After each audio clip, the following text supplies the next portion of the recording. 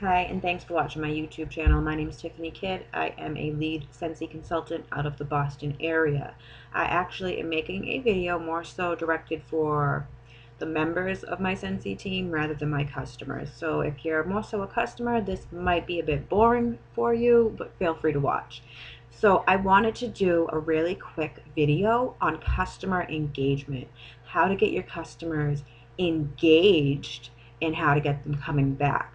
So one of the hardest things I think for me to understand when I became a Scentsy consultant about 6 months ago now, I can't already believe it's been half a year, but one of the things I realized is that a Scentsy regular customer doesn't order all the time, okay? So I am a really fast-paced type of person. I like instant gratification, and I wanted my people like coming every week, and that's so unrealistic. I remember that was like one of my goals, to have the same people ordering every week, and it was so unrealistic.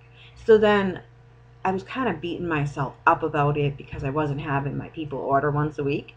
And I remember when I first started, and you can even go back like on my Facebook page, on my business page, and you can see there's a gap in posting because I like had given up. In my mind, I'd given up. And it was because of that silly goal that I had set. So that's why I always say when you have a goal, make sure it's attainable. Because having people order once a week is so unattainable, okay? But I had come from a different area of sales where that was common, okay? So, average Scentsy customer orders once every 8 months, and that's the reality of it. So, is there Scentsy customers that order once a month? Absolutely. Absolutely. And if you have someone ordering from you once a month, then that person is what I would consider an excellent customer. All my customers are excellent, but that's someone who you're their Scentsy person, they're coming to you, and there's a reason they're coming to you. So how did I get my customers coming back every month? Because by having them coming back every month, that allows me to get promoted. I got promoted to lead consultant. I got 2 promotions in about 6 weeks, and I wouldn't have been able to do that if I didn't know how to engage with my customers and get them coming back. What I do, and you are definitely, I hope you're open to all these ideas. You don't have to do every single one, but if you do at least one of these, I guarantee you will have at least, depending on how big your customer base is, you'll have at least 5 people coming back. Now, of course, when you're first starting, that's probably, that's a good number. If you have 5 people coming once a month when you're first starting, that's a great customer base, and you can definitely, it's a growable customer base because those people will talk to people and so on and so forth. Okay, we're not going to get into the networking part. It's about customer engagement. So what I do to get my customers coming back, the first thing I do is, I thought I had my samples behind me. I mail them samples every single month, whether they ask for them or not. Once you put an order through my website or order through me personally, you are in my sample file. In my sample file is a little file in my computer with all my people's information who have ordered. And it's those people who are going to get my samples first. If you're not in my database, you're going to have to ask for samples. And once you get a sample, I add you. There's 2 different files I have. People who have ordered who get samples first, right? And then I have another file, people who have just inquired about samples. That file, believe it or not, I follow up on a lot because those people haven't ordered yet and they're probably going to. So if I engage with them and give them samples and follow up on them, it's great to send samples. But about a week, 2 weeks after I send out samples, I check in with those people to see if there's any problems, if they have any questions. That's all you do, okay? And if they say they don't have any questions or whatever, and they don't order, that's okay. But you have to get into the habit of following up with people and sending them samples. Now, not everyone has the resources to just send samples out every month. Okay, so some people will just kind of send a text or an email to all their customers asking if they would like samples. That's fine too, if you can't afford to do it every month. But you want to get samples out to your customers and to new people as well. So I ask a lot of people on Facebook who want samples. I got samples going out this week. Who would like some? And people usually respond in the comments, and then I just private message them. The last time I did that, I think I mailed out 10 sample bags. Now I send about 3 or 4 samples out of wax. If I have something from the body line, I send that out. If I have a packet from the laundry line, I send that out. I make washer whip samples. I send a brochure, a catalog, and a joint host brochure. I send a catalog, and I send a couple of other paperwork. I send my why. So in theory, my sample packet is kind of an opportunity packet, but that's a whole nother discussion. So that's one thing I do to get my customers coming back. Samples. They do not have to ask for samples. They know if they order through me, they're getting them once a month. Something else I do to get my people coming back is scent bags, aka whiff boxes, aka scent crates.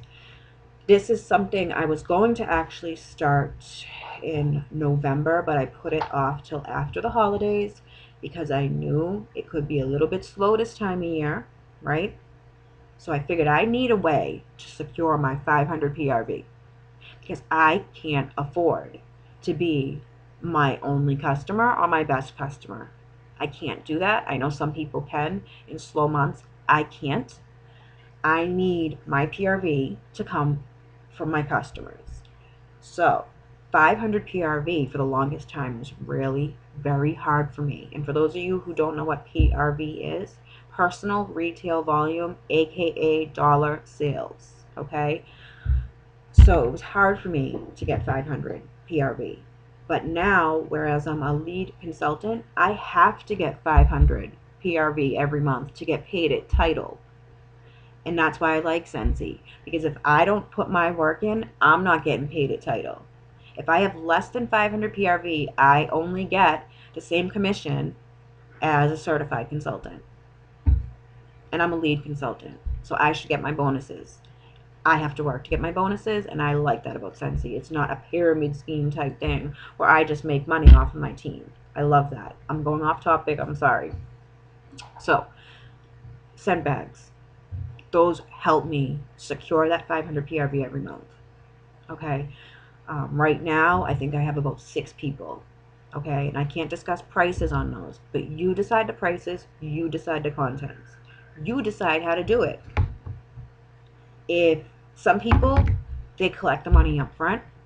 Say if they have $240 in scent bags, they put everything through a party order and they get as much merchandise as possible and build them bags up. Some people collect the money afterwards and then put that money towards the next scent bag. If you have a lot of stuff on hand, you can do that.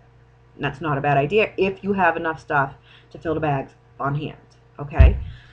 So scent bags is a good way to get my people coming back. And scent bags allows them to order every month, okay? And when they're ordering every month, that helps me get my 500 PRV. Now that goal may be a little high for some of you. Set it at a goal that's attainable for you, okay? Don't put your goal at 1,000 PRV or 500 PRV if you're only been a consultant for 3 or 4 weeks. That's unrealistic. And I think when we just become consultants, we want that instant gratification. If you've only been a consultant for a month, you don't know if your customers are going to come back yet because they're just trying you out. So the best thing to do is while they're waiting on their orders or, after they get their order, follow up. Make sure they like everything. Engage with them. They don't want to look at it like you're not their friend, that you're just a consultant. Because if that's the case, we're a dime a dozen. There is so many Scentsy consultants that go above and beyond. And if you don't, I will.